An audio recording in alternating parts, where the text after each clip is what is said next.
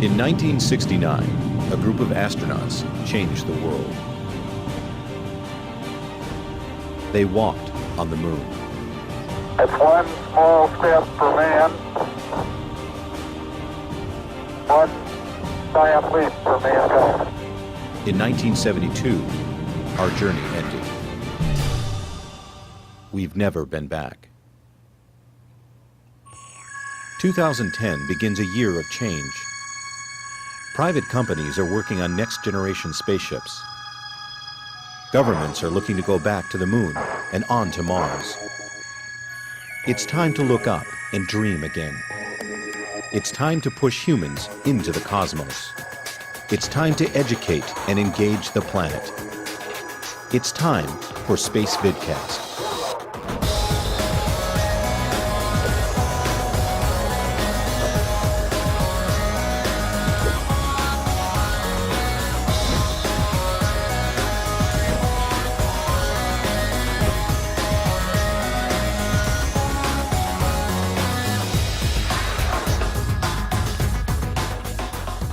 Welcome to Spacevidcast 336 for Friday, November 12th, 2010. My name is Benjamin Higginbotham. With me, as usual, is the beautiful, lovely, wonderful, and talented Carrie Ann Higginbotham. Will be your hosts for this evening. And much like Space Shuttle Discovery, we've had a few pad aborts tonight. We have. They didn't really pad abort, but Not you know, that you know that because you're not probably watching us live. on demand. Exactly. So you should watch us live. It's way more fun. And a quick reminder to everyone: because daylight savings time is no longer in effect, if you changed your clocks back, that means that this show is 1 hour earlier.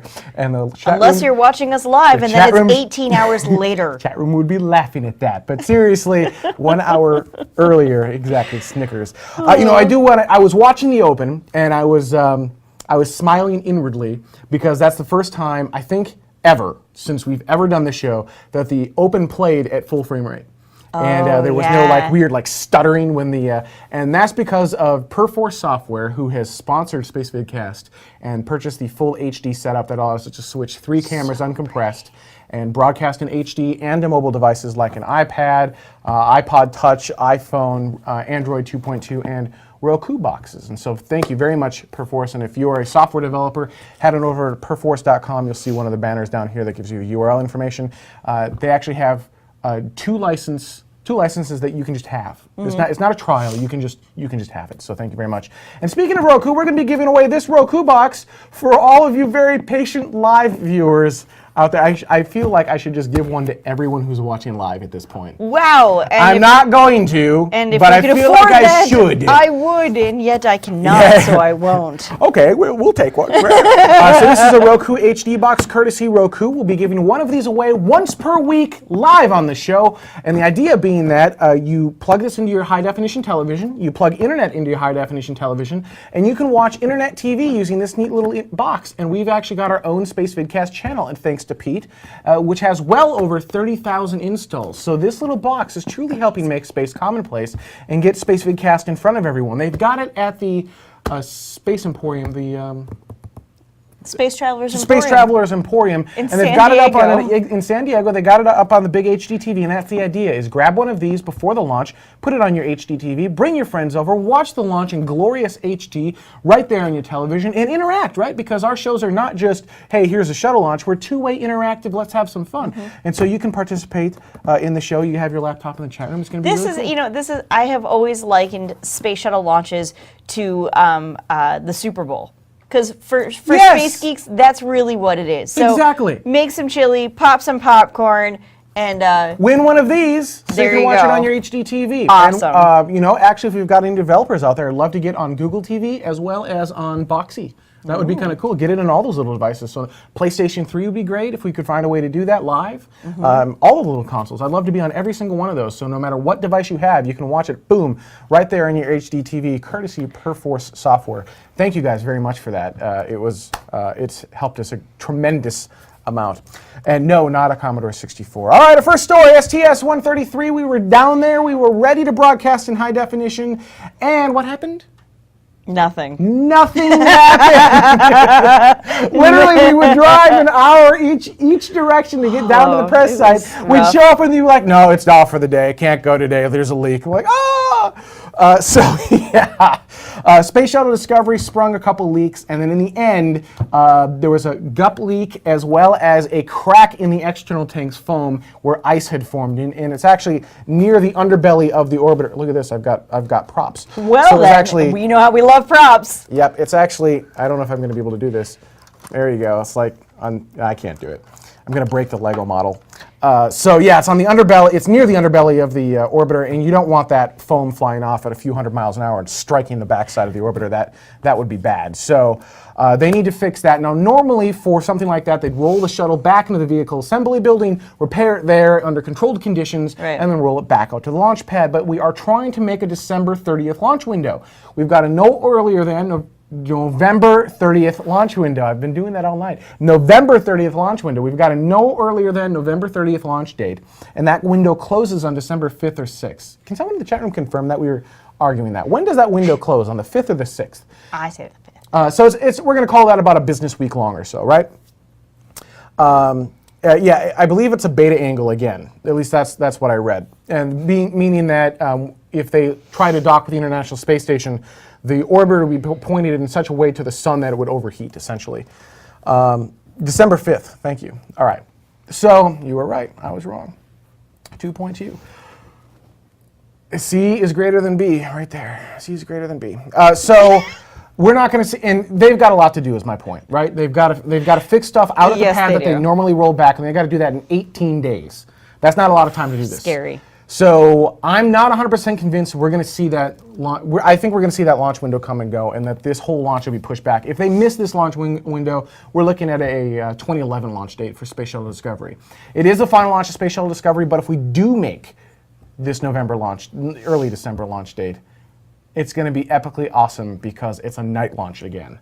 And now it's going to be the third final night launch, I realize. The final night launch. But so I'm just not even going to call it final launch. What of the final five? Exactly. But space shuttle launches at night are awesome. It's like a miniature sun rising that just makes the whole sky light up. And you cannot capture it on camera because the iris has to go down to compensate for the flames, and it just doesn't look nearly as cool. You must experience this in person. So if you can, find a way to make it down to Florida to watch the final flight of Space Shuttle Discovery, be it November, whenever it launches. Find a way to make it down there.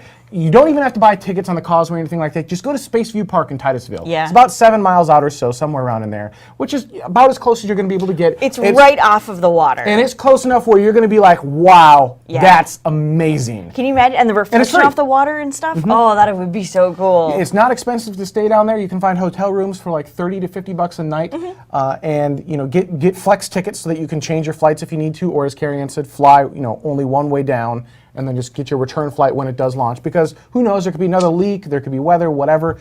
But yes, if you can, make it to a launch. And if you make it to the launch, hit us up on Twitter. We'd love to meet up with you. Yeah. It's fun. Launches are social events. Make a social party out of it. So, all right, there's STS-133. Speaking of launches, the 350th Delta launch, the Delta II, the one and only Delta II launch from Vandenberg Air Force Base. And we have video. Bam! T-minus 10, 9, 8, 7, 6, 5, 4, 3, 2, 1. And we have liftoff. Liftoff of a Delta II rocket carrying Cosmos Skymed 4 for the Italian Space Agency and the Ministry of Defense. This marks the 350th launch of the Delta rocket in its illustrious 50-year program history. We will now hear flight commentary from Steve Agate. So like I said, that was the 350th launch of Delta, and this is the one and only launch of the Delta II this year from Vandenberg Air Force Base in California. There are no more commercial launches scheduled for the Delta II at all, ever. This is it. There are only 3 more launches for the Delta II scheduled in 2011, and those are all purchased by NASA. After those 3 launches have flown, the future of the Delta II is a little bit unknown. We're not sure what's going to happen to it at that point. It might go the way of the shuttle. It just leaks. So, yeah, that was carrying Cosmos Skymed 4, which is an Italian satellite for taking pictures of the Earth and making humanity join together in singing awesome Kumbaya songs. I don't think quartets sing Kumbaya. exactly. If they do, they sing it in 4-part harmony. So yeah, future of the Delta II, a little bit unknown. And my fun story for that is we were in Florida when the Delta II launched. And I'm going to tell the story again. We're in Florida when the Delta II launched, and we had just gotten back to our hotel room, which is in Orlando, not in Titusville. So we had driven an hour to get back to our hotel room. I run up to the room, and then it's like T-minus 60 seconds in the live stream. I'm like, oh my gosh, with the delay of Windows Media, because it was a Windows Media stream, I bet it's launching right now. So It's like, we have to run outside now! Race outside. We look right towards the Cape, and we're like, Now keep in mind, we have been in the sun all day long, okay? We had heard of possible scrubs, at least we'd, scrubbed for that day, so we've been drinking a little bit to console ourselves. So we weren't exactly at the top of our game at the time. We run outside, we're hanging off balconies, we're running all over the place. Where is it? Look, I don't understand. What's going on? Is that it? That's a plane. What is it? Oh, That's a this star, sucks. actually. We must have missed it. This sucks. Go back inside. I hear the blah, announcer blah, say blah, blah, blah. Vandenberg Air Force Base, and I go, oh, California. And I Wrong said- side of the country. Yes, we were looking east. It's a Blair moment. Should have. It Yeah. was kind of a Blair moment, actually. Yes, I Point felt. is, the Rocket Geeks get it wrong too from time to time. Goodness. All right, moving on. We've broken new ground in Mojave. Whew, good thing too, right? Absolutely. This is where Spaceship 2, White Knight 2, what's it called? Virgin Galactic. There you is gonna go. Is that what fly. you're trying? That's what I was looking for. That thing. There you go. Broken new ground on. Look at that. Perfect. Spaceship Landing Road. Don't you love it? Isn't that awesome? That is very cool. It's the Spaceship Company, which is why it says TSC right there, broke ground today for its new final assembly, integration, and test hangar at the Mojave Air and Spaceport, which I think is very, very cool. And Oh, is it way? It's Spaceship Landing Way, not road. Sorry. Spaceship Landing Way. Anyhow, for the customer of Virgin Galactic, for the fleet of Spaceship 2s and White Knight 2s. I think that's very cool. Yeah, it's going to be awesome. We're going to watch that because I want to go on Virgin Galactic flights. And TSC is the new aerospace company founded by Richard Branson. It's like the spaceship company or the space company. What's that? Yeah, the Spaceship Company. Yeah, there you go. TSC. There's a giant TLA. Lego. There's a giant Lego on our desk. What's that for? What I hadn't noticed. You hadn't noticed the giant Lego space shuttle? Hang on. It's required You're to go. gonna break it. You're gonna break it. I think it rolled a little too soon off the pad. I think I just burned the pad. I think we'll just call it Aries from now on. Little space humor for you space geeks out there. Ba-dum-bum. All right. So what's the deal with the Lego? So like Lego as a company and NASA have banded together. Finally, they've come together as one. I'm sorry. Anyhow, so they've come together. So what's going on is that they are doing some teaching exercises for kids and I guess for astronauts to a certain extent. And I lost my co-host. There we are. They're doing lesson plans for students that will coincide. There you go. He looks so uninterested. Yep, it's a Lego. You're so mean. Come on. You're so mean. Come on. They're like, yep, there it is. It's cool. It is cool. And its little shuttle bay opens as well. There you go. There, Is that that's better? way cooler, Is right? that better? Exactly, yes. Oh, I enjoy that goodness much gracious. So Lego and NASA are working on lesson plans for students that will coincide with the work that astronauts will perform in space. So there's actually a couple of these guys that are on the shuttle that may or may not launch in December. So a little bit later on, the astronauts will be putting some things together, and then kids can put some of the same things But they're together. putting it together in space. Yeah, they're putting it together in space, which I think is super, on the ISS. Mm-hmm. So there'll be certain times that they'll be live, and then, of course, it'll be recorded and then aired endlessly till the end of time, because that's On kind NASA of how TV. NASA TV sort of works. But it's a huge... these two huge companies are coming together, which I think is really great because Lego has put out a couple of things like this. Like you said earlier, this is a limited edition. Yeah, they actually flew one of these on the space shuttle as well. I think this went up on 132. Right. Yeah, So this exact model, well, not this exact model, but this kit went up on 132, and this is a limited edition. So if you don't have one, go get one. It's $100. And look how the solid rocket boosters separate, the ET separates, the cargo bay doors open. Look at that. And there's a little satellite inside. There's even a little fire if you look on the engines. Check this out. Little fire on the solid rocket boosters, which is a little concerning because the SSMEs have lit, but there's nothing really. I suppose we've just blown the.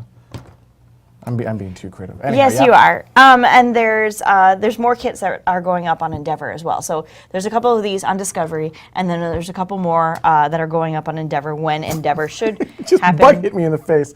So what's going to be funny is like a month from now they're going to be leaning against a wall and be like, "Ow! Oh, there's a Lego in the wall. What? How did that happen?" That actually could be quite terrible on the ISS. Now that I think about it, because it's bad enough when you already step on them. On the floor, in the rug, et cetera, et cetera.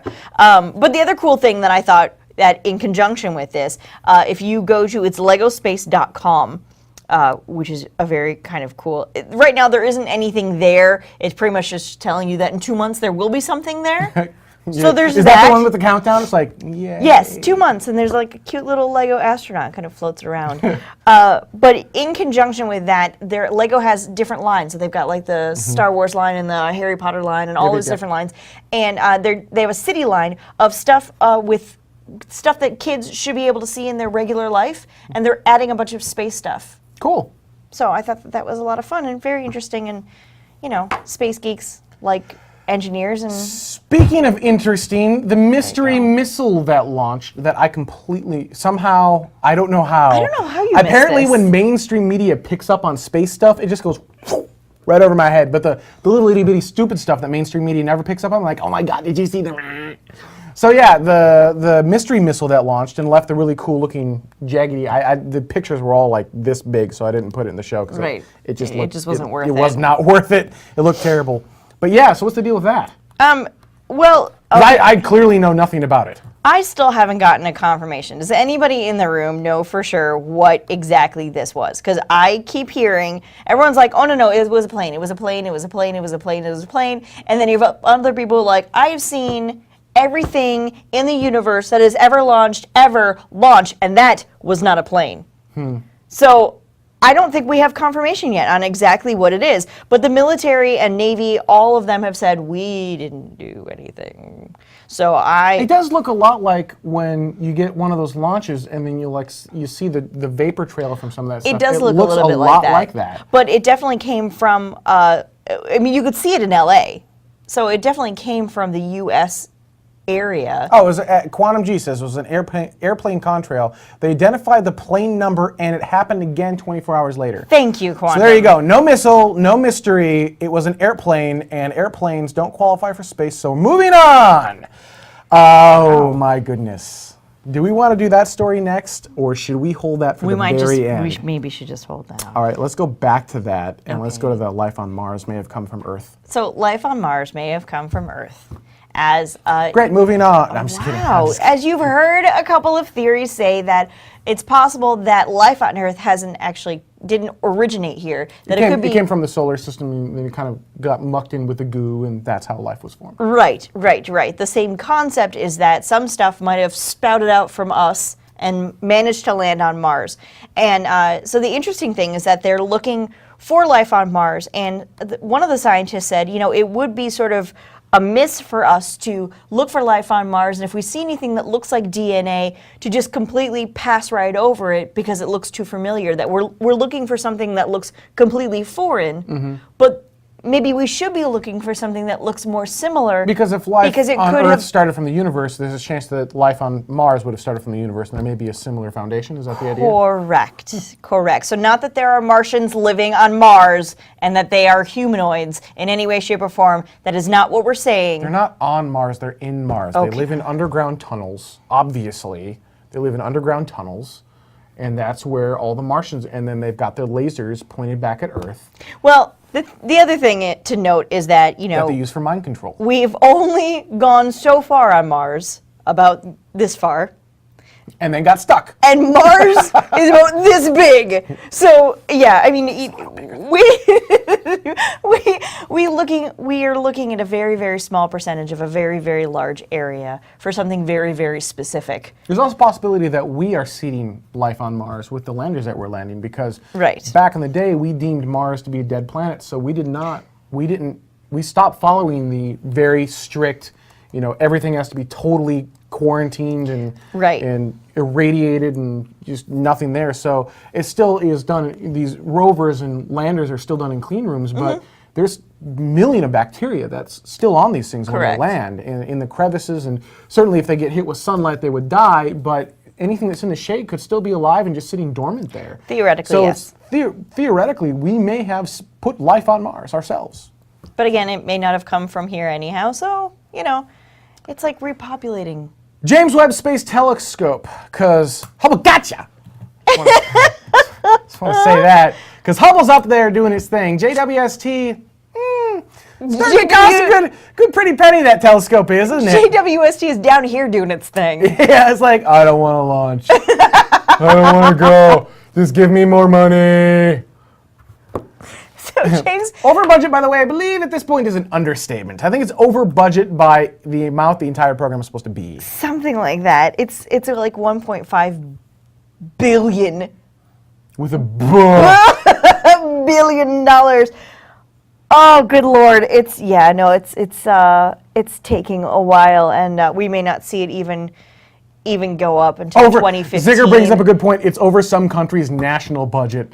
We're looking at 2015 at this point. They need to find an extra $250,000 per year from now, like in 2011 and 2012. So $500,000 out of no funds. Like there's nothing from Magic Land. Just here's $250,000. Poof! Right. So. Yeah, that's what they need to do. Although JWST is supposed to be Hubble's replacement. I'm going to do that in half air quotes apparently because I got a shuttle in there. Because it does see a different spectrum than Hubble. It's not an exact one-to-one replacement for Hubble. That's not really a fair way of looking at it. But it is supposed to be 100 times more powerful than Hubble. It's like replacing your monocle with glasses. Really? Okay, I didn't. Sorry. Okay. So that's, and here's the other thing worth noting. The two telescopes may be able to run concurrently for a while. Right. But I believe there are no servicing missions for Hubble left. So this is supposed to eventually kind of take over its role and do whatever it's going to do. All right, let's finish the show out. You ready for this? Are you ready for this? Are you ready for this? If you are children, stop watching now. I'm just going to put that out there right now. If you are children? If you are children, you are not old enough to see this. Pomerantz, you may want to cover your eyes. Airbus is building a space shuttle for honeymooners. Let's take a peek at the images. So here you go. Go ahead and talk about it. I can't. Okay, so it's an extra large shuttle with Oh yeah, it says horny moon on it. That's what it says. It says horny moon. That's actually what it said. So this extra large space shuttle takes off and then releases these. It's for honeymooners, right? It releases the honeymoon capsule. We're releasing the honeymoon suites. Oh, there's into a better orbit. There you go. Yep, Is the horny moon. Well, don't you? When people ask you, there are the capsules getting released. Yes, where you're going for your honeymoon. Don't you definitely want to say you're going to the horny moon? Then the capsules open up like so. Each comes equipped with giant windows for Earth views, right over a soft, round bed. That has straps in it, so you can do that. God, that's hot. Wait, hang on. There's one more. Yes. Yes. That's it right there. Now, have you ever noticed that there's only... Oh, we're just looping now, Kathy. Come back to us. One woman in each room. I don't think she comes with the room though. Just so you're aware of that. Extra large shuttle takes off, releases the honeymoon suites into orbit. Each comes equipped with giant windows with Earth views, right over a soft round bed, which you probably won't need since you're in 0G. Did they actually spell that out, or did you spell that out? No, I didn't spell it. They did. When your honeymoon is over, you're going to splash back down all Apollo style. So there you are. That's... If that isn't scary, that's got to be wow. That's going to be the scariest end to any honeymoon ever. And the scariest end to any Spacevidcast show ever. All right, we need to pick a winner for the Roku box. Here's the, so our original thing isn't going to work because I forgot to actually mention it on air. So we're going to randomly pick a winner from the chat room. All right. How do you want to do that? You want to just give me a number and then I will just count up that many people to see who wins? Yeah. So here's how this works. In order to win the Roku box, you do have to watch live because you have to be a Spacevidcast live viewer. This is an awesome little box. These boxes start right around $50 to $60 right now on Amazon.com. They go up to about $100 for the big, huge box. They're really awesome. We do have our own channel, so if you've got a Roku, just go to the channel store, subscribe to Spacevidcast. It's completely free. You can see live feeds from this show, from NASA TV in high definition, in true actual 1280 by 720, assuming your bandwidth supports it. You also have a live shot of the International Space Station, so live streaming from the ISS, as well as a live shot from the new rover being built by JPL, which is called... And a screensaver. Oh yeah, and a screensaver. Little Spacevidcast logos. Boom. Boom. So here's your chance to win a Roku box. Give me a number between 1 and 10. 7. I knew you were going to say 7. No, you didn't. Because that's your favorite number, not mine. 4, 5, 6. Are you serious? Yep. I didn't cheat. He didn't cheat. I did not cheat. Wow. I don't think we should announce that on air. William Pomerantz, congratulations. You have won your very own... I did not cheat. He didn't. I did not cheat. You have Swear won to your God, very he own didn't. Roku box. So there you are. Seriously? Seriously, you have won...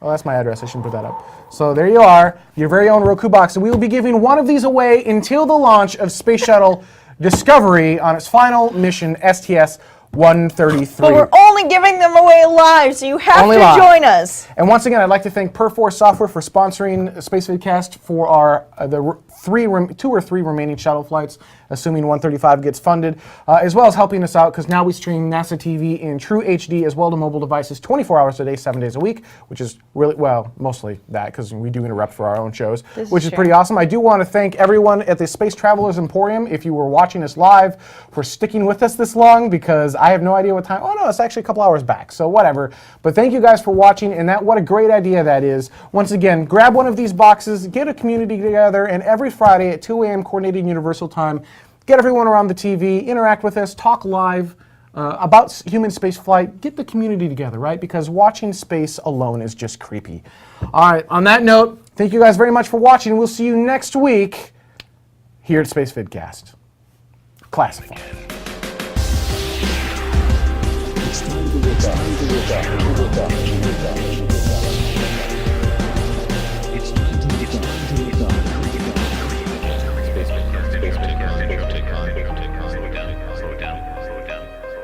In 1969, the astronauts changed. On the moon. In 1970, our journey. We've never. Glorious HD right there on your television and interact, right? Because our shows are not just, hey, here's a shuttle launch. We're two-way interactive. Let's have some fun. And so you can participate in the show. You have your laptop in the chat room. It's going to be really cool. This is, I have always likened space shuttle launches to the Super Bowl. Because for Yes! space geeks, that's really what it is. So Exactly. make some chili, pop some popcorn, and win one of these so There you can you watch it go. on your HD TV. Awesome. And, actually, if you've got any developers out there, I'd love to get on Google TV as well as on Boxy. That would be kind of cool. Get it on all those little devices. So PlayStation 3 would be great if we could find a way to do that live. All of the little consoles. I'd love to be on every single one of those. So no matter what device you have, you can watch it, boom, right there in your HD TV, courtesy of Per4 Software. Thank you guys very much for that. It's helped us a tremendous amount. And no, not a Commodore 64. All right, our first story, STS-133. We were down there. We were ready to... For all of you very patient live viewers, out there. I feel like I should just give one to everyone who's watching live at this point. Wow. And I'm not going to, and if but I I could feel afford like that, I should. I would, and yet I cannot, Yeah. so I won't. Okay, we'll take one. So this is a Roku HD box, courtesy Roku. We'll be giving one of these away once per week live on the show. And the idea being that you plug this into your high-definition television, you plug internet into your high-definition television, and you can watch internet TV using this neat little box. And we've actually got our own Spacevidcast channel, and thanks to Pete, which has well over 30,000 installs. So this little box is truly helping make space commonplace and get Spacevidcast in front of everyone. They've got it at the Space Emporium, the Space Travelers Space Travelers Emporium, In and they've San got it up Diego. in San Diego. They got it up on the big HD TV, and that's the idea: is grab one of these before the launch, put it on your HD TV, bring your friends over, watch the launch, and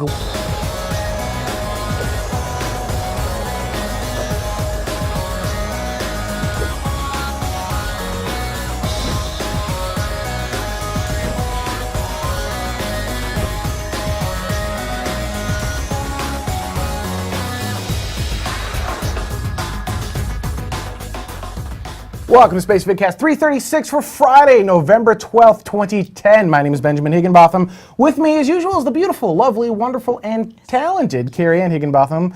Will be your hosts for this evening. And much like Space Shuttle Discovery, we've had a few pad aborts tonight. We Well, have. They didn't really pad abort, but Not you know, that they, know that because you're you're probably not watching us live. on demand. Exactly. So you should watch us live. It's way more fun. And a quick reminder to everyone, because daylight savings time is no longer in effect, if you changed your clocks back, that means that this show is 1 hour earlier. And the chat Unless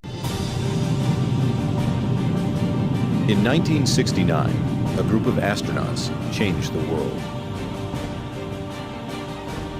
They walked on the moon.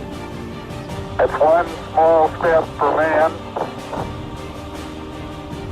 one giant leap for mankind. In 1972, our journey ended. We've never been back. 2010 begins a year of change. Private companies are working on next-generation spaceships. Governments are looking to go back to the moon and on to Mars. It's time to look up and dream again. It's time to push humans into the cosmos. It's time to educate and engage the planet. It's time for Spacevidcast. you're watching us live, The and chat then room- it's 18 hours later. Chat room would be laughing at that, but seriously, 1 hour earlier, exactly, Snickers. I was watching the Open, and I was smiling inwardly because that's the first time, I think, ever, since we've ever done the show, that the Open played at full frame rate. And there was no yeah. weird stuttering when and that's because of Perforce Software, who has sponsored Spacevidcast and purchased the full HD setup that allows us to switch 3 cameras uncompressed and broadcast in HD and to mobile devices like an iPad, iPod Touch, iPhone, Android 2.2, and Roku boxes. And so thank you very much, Perforce. And if you're a software developer, head on over to perforce.com. You'll see one of the banners down here that gives you URL information. They actually have two licenses that you can just have. It's not a trial. You can just have it. So thank you very much. And speaking of Roku, we're going to be giving away this Roku box.